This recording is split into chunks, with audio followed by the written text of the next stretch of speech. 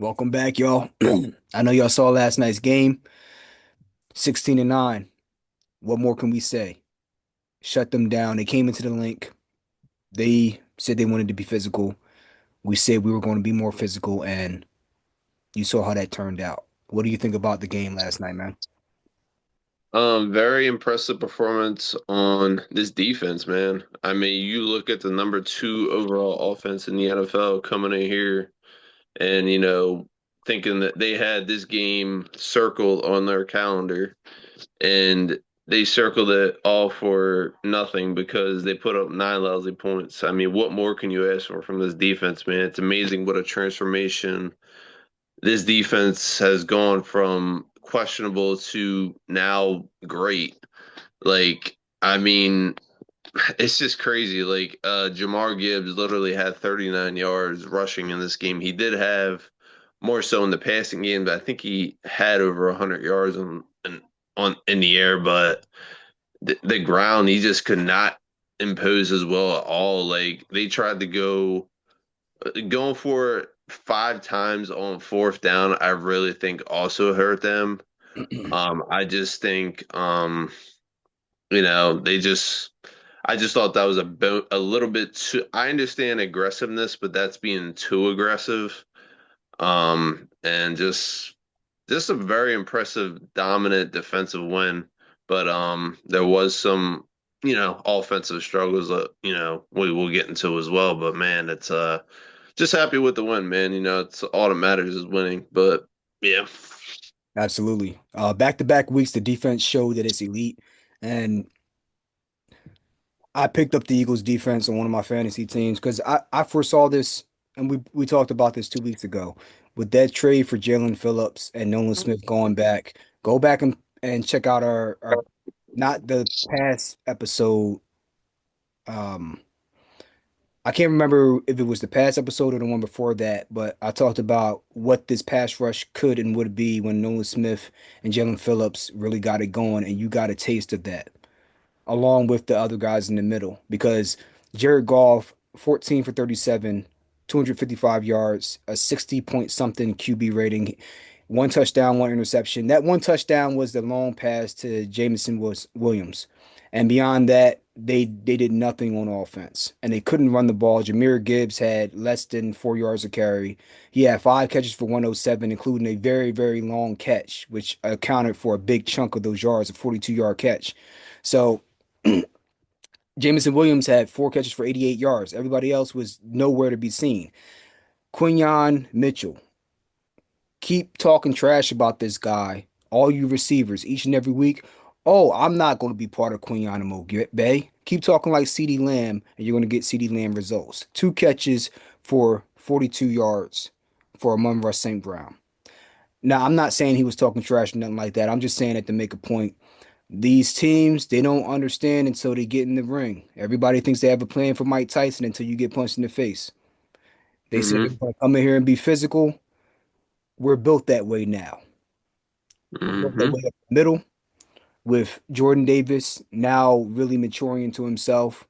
Obviously, Jalen Carter. And now you have the pass rush on both ends with Nolan Smith and Jalen Phillips, who's been a game wrecker since he set foot in Philadelphia off the damn plane. And now you have N'Kobe Dean back in the middle. It's like having, at least in the center of that defense, in your front seven, it's like having the Georgia Bulldogs defense all over again. And they look like they're dominating NFL teams just like they were dominating SEC teams back in college. Because you have two batted passes by Jalen Carter, and you have three batted passes by Jordan Davis, one of them turning into the interception that Cooper DeJean caught. So this defense, I'm telling you, just like even more so than the Super Bowl year under Peterson, even and similarly to last year, every week we beat it.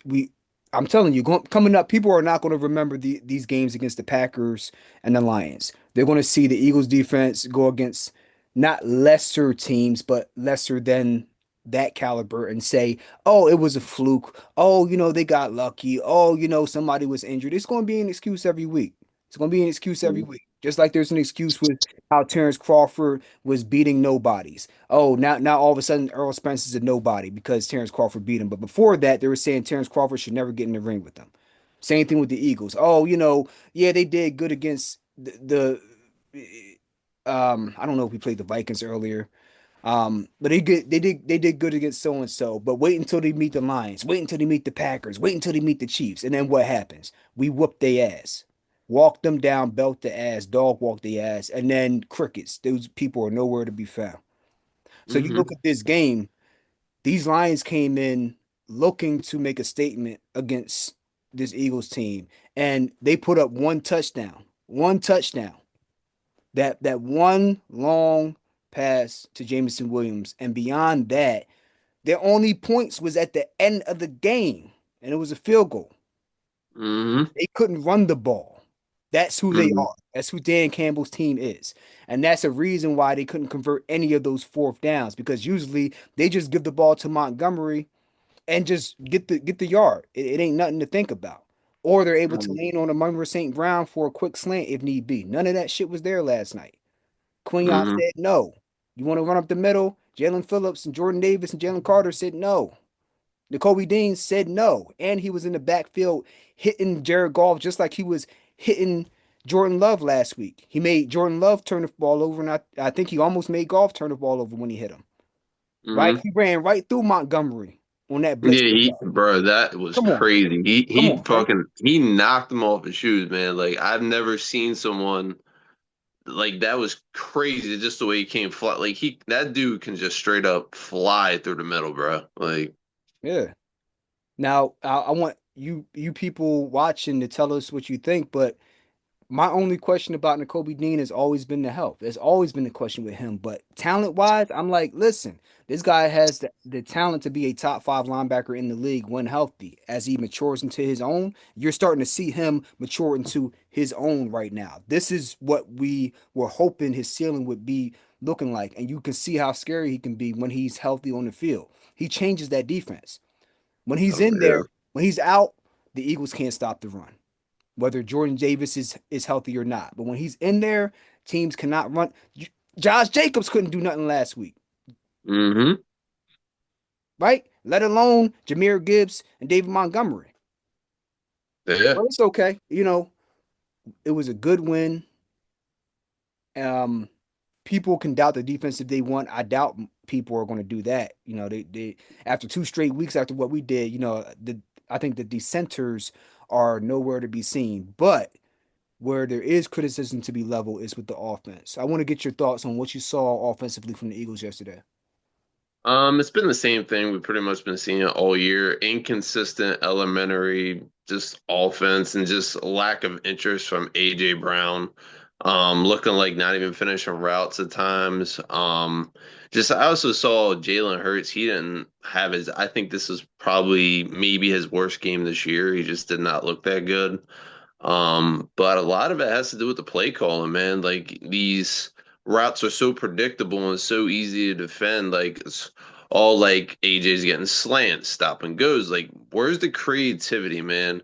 Like this is so easy to defend, and teams are picking up on this that is becoming to the point where once you get to the playoffs, forget about it. Because I don't care what I mean. Listen, I think this defense actually can carry us into the playoffs, but the offense.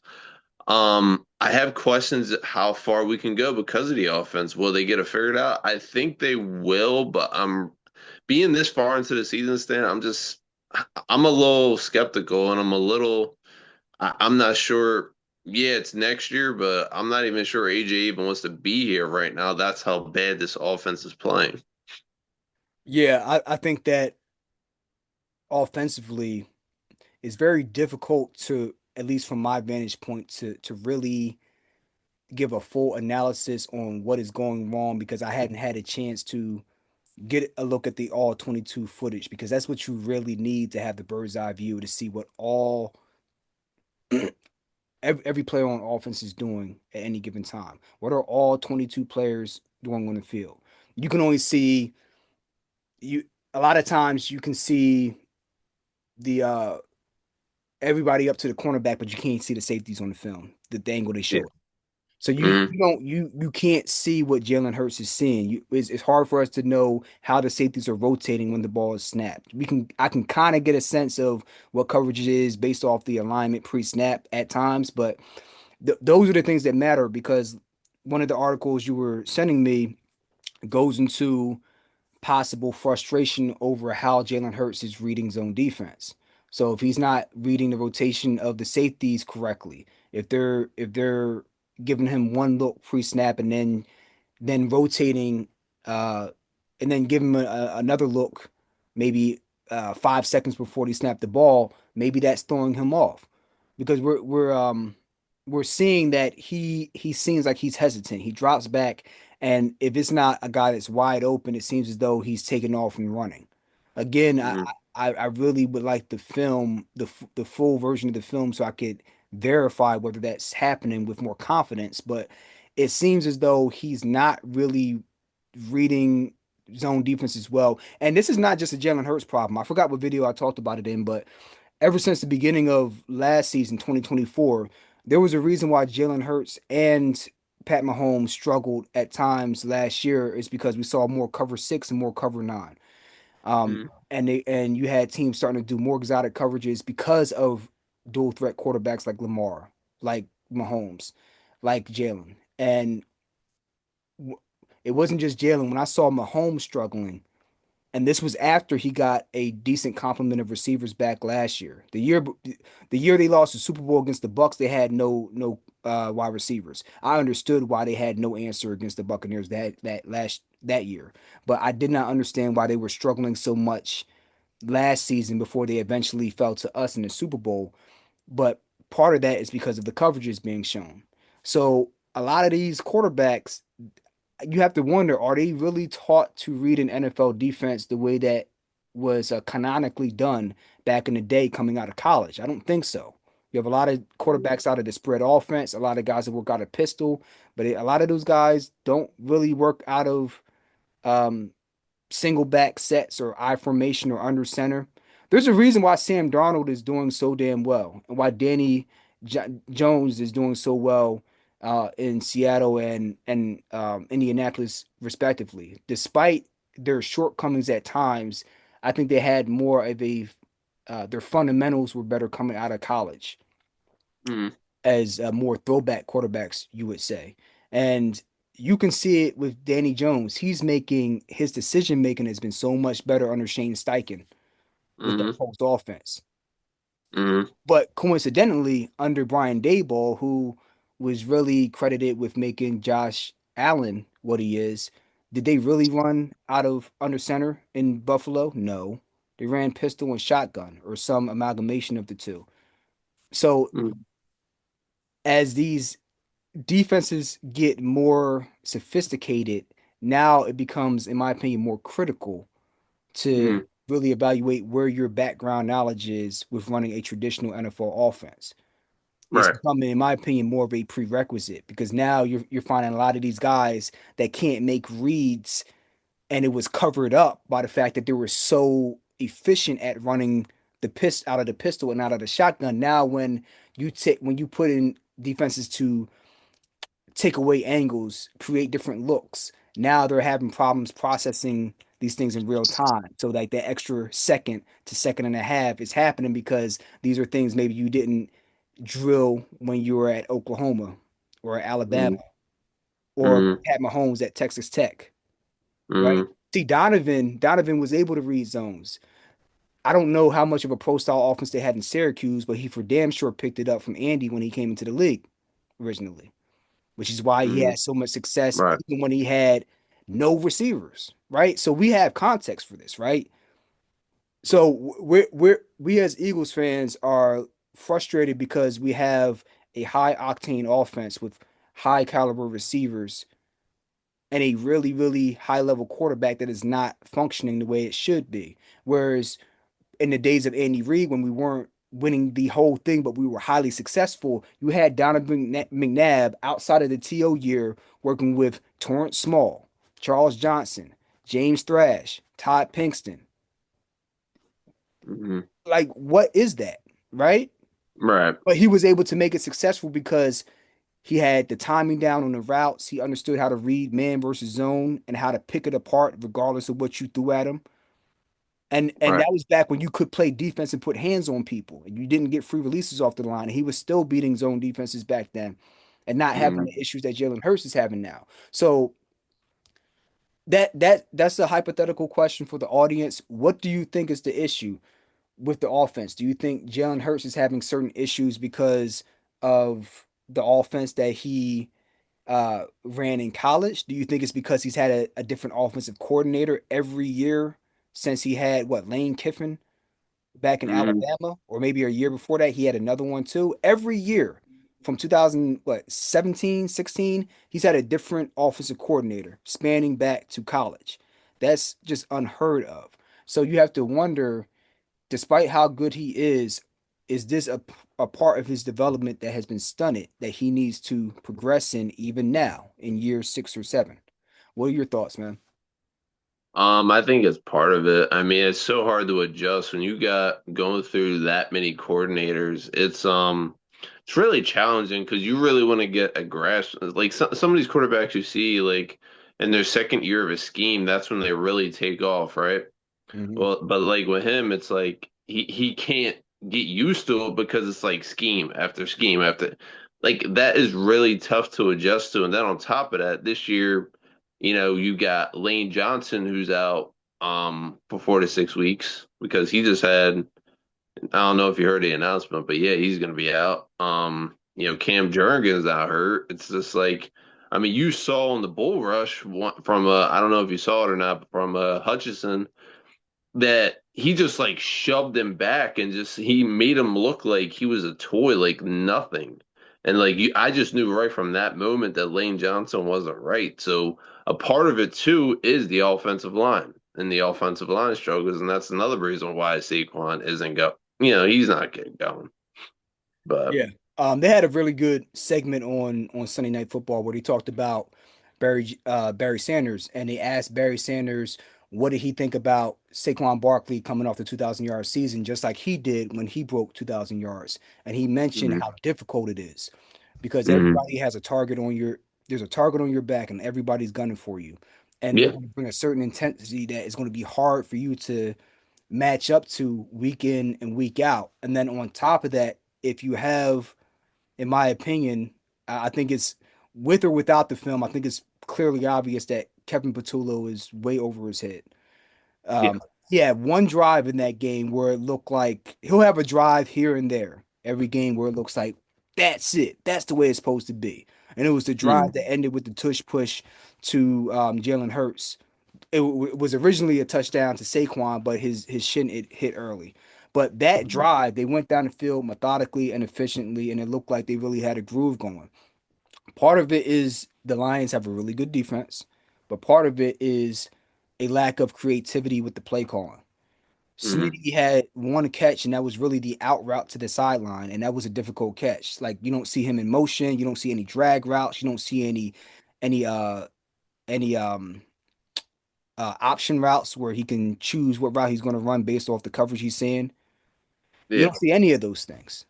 mhm, I don't see any concepts like the one where you have, let's say, a slot receiver going on a straight route and the outside receiver going up and doing a 10 to 15 yard in route to start getting behind some of these soft shells that they're playing. Like that's just off the top of my head. I'm not even looking at the film. It's just when you're in the room, if you're just throwing ideas at the wall and seeing if something would stick, are these ideas not coming up? Like it's just baffles my mind.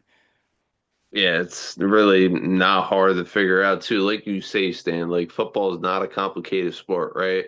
Like you see what they're doing. Like, I mean, I just don't understand at this point in the season, what aren't you getting? Why is this so difficult for you to get something going, something more creative? If, Smitty or AJ struggling against man coverage, why can't you do some motion, some Texas routes, just something different where you can figure more that'll get the offense, going. But hey, Right. I mean, even let's take one example of something you can do, bringing somebody in motion. There's multiple ways that can affect a defense pre-snap. One, when you bring a receiver in motion, there are certain rules defensively you have to follow, certain cues. If you're in man coverage, the guy that's lined up across from AJ Brown, for example, has to follow AJ Brown all the way across the field in motion. So then you know it's man. Or sometimes the guy won't follow him and he'll pass him off. That means that it's most likely zone. And if it's man, there's a good chance that now since you've moved AJ to the other side of the field away from maybe the number one corner, now you have a mismatch. So if they still want to play man, now he's matched up on a slot cornerback, or even ideally he might even be matched up on a safety, right? You start creating mismatches just by using motion. Secondly, some teams they bring a guy in motion and they may snap the ball as he's just crossing the B gap or the C gap to create an extra blocker.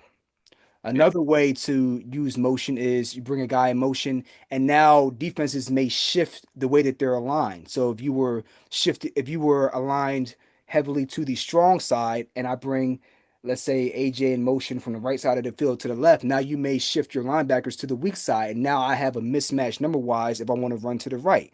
That's not rocket science. These are Right. things that you could know if you've played football, studied it, or even if you just played Madden. I know people Yeah. want to say it's a video game. It doesn't it they still have most of the basic concepts in there, Yeah. right? Now, obviously, no people most of the people playing Madden are not scheming a game plan at a high level like an offensive coordinator in the NFL is, or even at the high school level. But the concepts are all there. So if you actually do know how to play football, it's actually a good practice tool, like a simulator. These are Right. things. I gave three examples of how using a wide receiver and bringing him in motion can put pressure on the defense and create what we call conflict. So Hmm. why is that not happening? Right? If you look at the 49ers, a team that is another team that's run heavy, what made them so good in the peak years, let's say under Kyle Shanahan, is they will always use motion and misdirection with Debo Samuels, or it might be Ayuk at times, and sometimes with Juice Check, they would move him left and right across the formation. They might be in uh strong close formation, whatever the case may be. And now you have to adjust your defense to make sure that they're not out leveraging you. And now that changes everything post snap. Now pressure's on the defense to make the right adjustment to the adjustment you just made. At least you're making them think instead of just sitting back with their ears pinned back like we just counting down the clock until we get after this motherfucker, right? So I Hmm. just don't. There has to be accountability somewhere, and Hmm. it's easy to say that this person should be fired, that person should be fired, but at a certain point, you have to call incompetence out for what it is. Like Kevin Patullo is either incompetent or he's so limited in what they're allowing him to do that he's catching the blame for things that aren't all his fault. One way or another, there's somebody, either the offensive coordinator is incompetent or the head coach is not holding is not getting the job done if he has more of an influence than we're aware of. Hmm. Um, Again, I threw out this name last year when I was criticizing Sirianni, and it was Rich Kotite.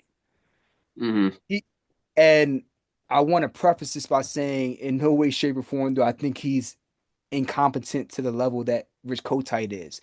But the word that I always bring up is stubbornness. I don't care what the reasoning is. It's clear as day that the offense is not working, and there are simple things that you're not doing that are making it easy for the defense to key in on you. I don't have to have credentials to see how simplistic the offense is and just draw up something in the sand and say, okay, oh, when they're in this formation, they're more prone to run to the right. When they're in that formation, they're more prone to do a 34 dive up the A gap. Like it's the tells are so obvious. And to be fair, the Packers, I think to some degree, have the same issue. And Josh Hmm. Jacobs was complaining about it last week. He was saying they were calling out all our plays. Hmm. And there's a reason why Jordan Love has regressed as well. It's not just because all the receivers have been out. It's not because Christian Watson was out or because Jordan Reed was out. I think it's he's having trouble possibly with some of the same issues that Jalen Hurts has, which is why he's been checking it down. He's been checked down, Charlie, as well, despite being a mobile quarterback who has a propensity to sling the ball downfield. So you Yeah. have to wonder, even with Jordan Love, I can't remember if he came out of a spread offense, but is he hitting the same point in his career where these defenses are changing it up and getting exotic with their coverages, and he's struggling for the same reasons? I think this is more of an NFL wide problem than just a Jalen Hurts problem, but it's exacerbated by having poor play calling along with it. Yeah, 100%. So, that being said, I think people don't understand what it's like to be an athlete and see when there are clear things you can fix and nothing's happening, even if you're winning. Because people will look at you like, why are you complaining? You're winning.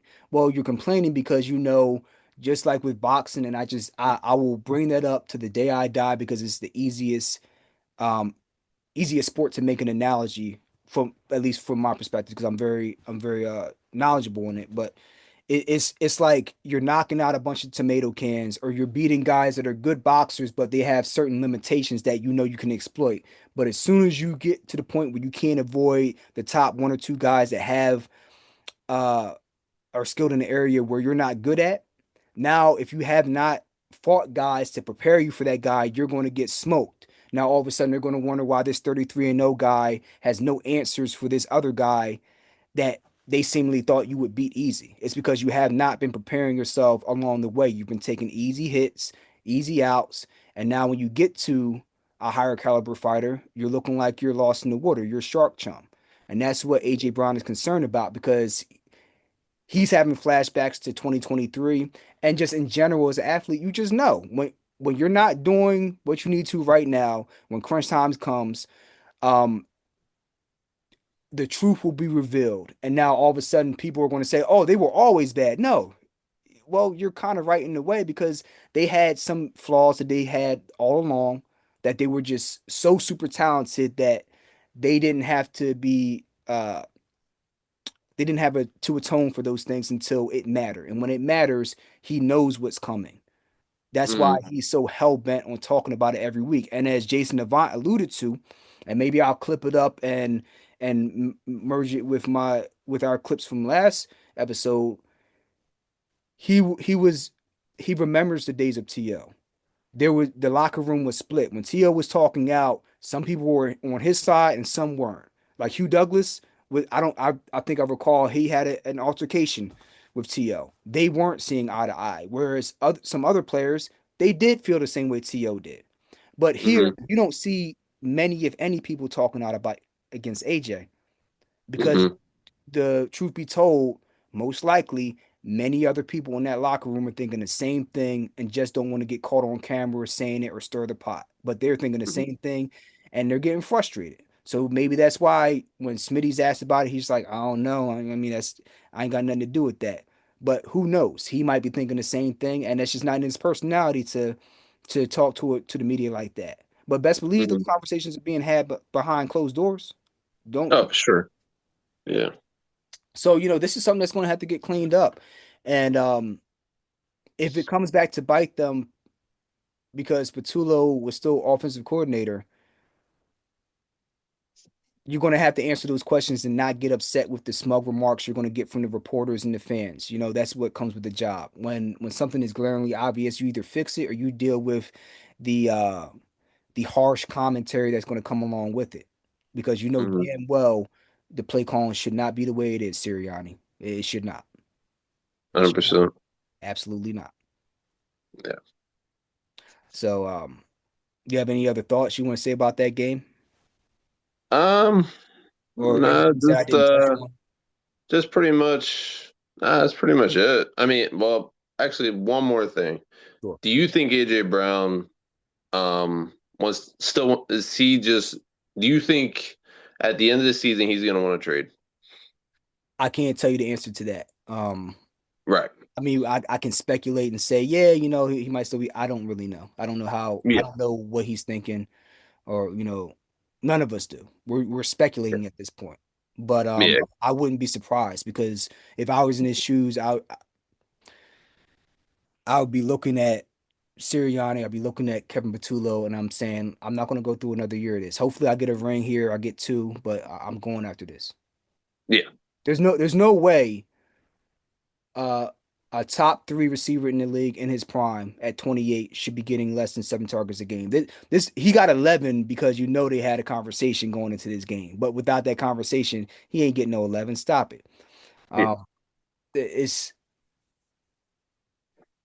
on that one drive they're hitting him on slants, and it's everything we've been saying. Yeah, he's not getting separation every play. It don't fucking matter. Just throw him the ball. Hmm. He the cornerback will be with him the first 2, 3, 4 yards, and then not a full push off, not the Michael Irvin push off, but just a little shove to make separation open. Just throw it. Hmm. 7 yards every time. It's just not hard. And then once they start overcompensating to try to jump that route, now you open up other things. So, but after it works, now we go back to doing exactly what doesn't work. Yeah. And this is not. Makes sense. I think Andy Reid is a good example. Like before we end this off, the NFC Championship game against the Buccaneers in 2002 that closed out the vet. The first drive, Brian Mitchell takes the kickoff back like 50 yards, and then one or two plays later, Deuce Staley takes it to the house. Why would we Mhm. continue running the ball against a defense that's lighting the ass up front with Simeon Rice and Warren Sapp when we could just air it out against the strength of their defense idiotically? Why would we keep doing what works? What Yeah. would be the sense in that? Let's go against what works because we're arrogant or whatever the fuck the reason was, so we can lose this game and send everybody home for the third year in a row in the NFC Championship game. So I think a Hmm. lot of that's why I always come back to stubbornness because I think that we're human. It's just natural. I could be 100%. wrong, but unless you give me a definitive reason that makes sense, the only conclusion I can come to is you're stubborn. Yeah. I agree. But So let us know what you guys think and we'll get ready to talk about this next game against the Cowboys coming up on the 23rd. That being said, be safe and we'll catch you on the